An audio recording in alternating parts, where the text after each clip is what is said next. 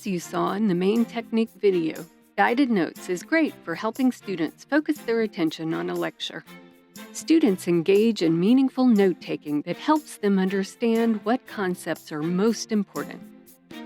Here's how you can implement guided notes in your online class. To start, create your own set of lecture notes. Next, cut out keywords, phrases, or concepts, leaving blanks in their place so you have a skeletal structure of your video lecture. Alternatively, create a set of questions that students can answer sequentially while watching your video lecture. An example of each of these approaches is provided in our free download for this technique. Create an assignment in your learning management system. Provide students access to the document in your assignment instructions, or as a downloadable attachment, along with directions and grading criteria.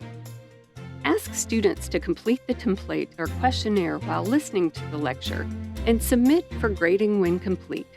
Evaluation can be done with a simple tally of correct fill-ins of the template blanks, while a point scale can be used for evaluating answers in the question-focused approach.